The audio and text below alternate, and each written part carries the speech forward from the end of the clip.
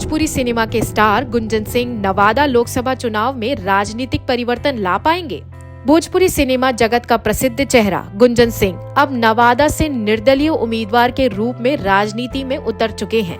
यह कदम उनके करियर में एक महत्वपूर्ण मोड़ साबित हो रहा है, जहां उनकी कलाकार के रूप में लोकप्रियता अब सार्वजनिक सेवा में उनकी भूमिका को प्रभावित कर सकती है। गुंजन सिंह का जन्म और पालन पोषण नवादा जिले के भवनपुरा गांव में हुआ। एक साधारण परिवार से आने वाले गुंजन ने अपनी शिक्षा और करियर की शुरुआत संगीत से की, जहां उन्होंने मगही और भोजपुरी गानों में अपनी आवाज से नाम कमाया।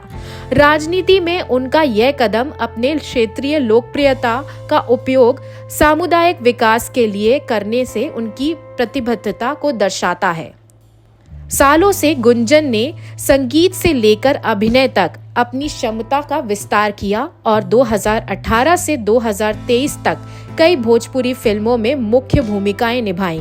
उनकी फिल्में न केवल मनोरंजन प्रदान करती है बल्कि सामाजिक संदेश भी देती है, जो उनके व्यक्तित्व की गहराई दर्शाती है।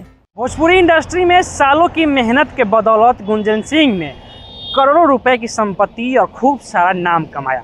इसके बाद गुंजन सिंह को लगा कि जिस जनता ने उनको गुंजन कुमार से गुंजन सिंह बनाया है, उस जनता की सेवा की जाए। इसके लिए उन्होंने सांसद बनने का सपना देखा, सांसद बनने का राह चुना।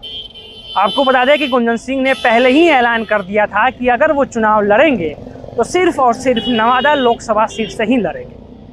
हालांकि किसी राजनीतिक पार्टी ने उनमें दिलचस्पी नहीं दिखाई। नतीजन उन्होंने निर्दलीय उम्मीदवार के तौर पर नामांकन भर दिया है और फिलहाल वो तैयारियों में लगे हुए हैं, जोर शोर से प्रचार प्रसार कर रहे हैं। राजनीति में उनका प्रवेश उनकी सामाजिक परिवर्तन लाने की इच्छा से प्रेरित है।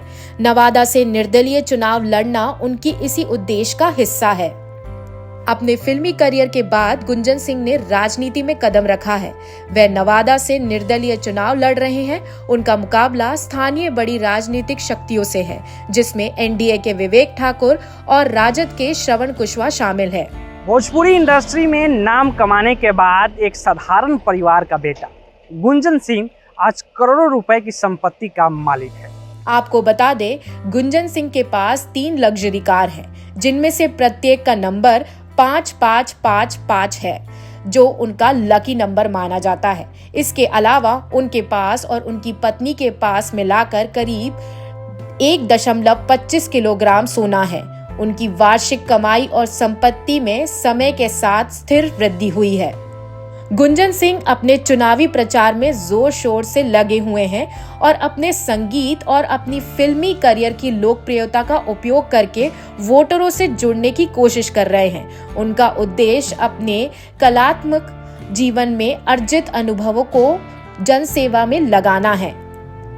19 अप्रैल को नवादा में मतदान होने वाले हैं और गुंजन सिंह की कोशिश है कि वे अपने कलात्मक प्रभाव और जन सेवा के उद्देश्य को मिलाकर वोटरों का दिल जीत सकें। आपको बता दें, नवादा लोकसभा सीट पर उनका मुकाबला अन्य स्थापित राजनीतिक दलों के प्रत्याशियों से है, जो कि इस चुनाव को और भी रोचक बना देता है।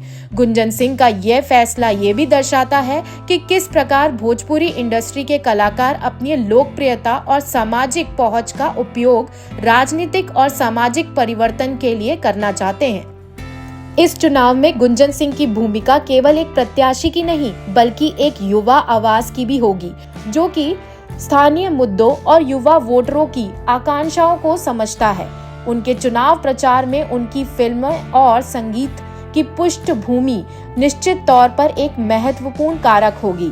आगे ये देखना दिलचस्प होगा कि कैसे गुंजन सिंह की राजनीति यात्रा उनके कलात्मक करियर को प्रभावित करती है और कैसे अपने वे कलात्मक विजन को अपनी राजनीति आकांक्षाओं में उतारते हैं।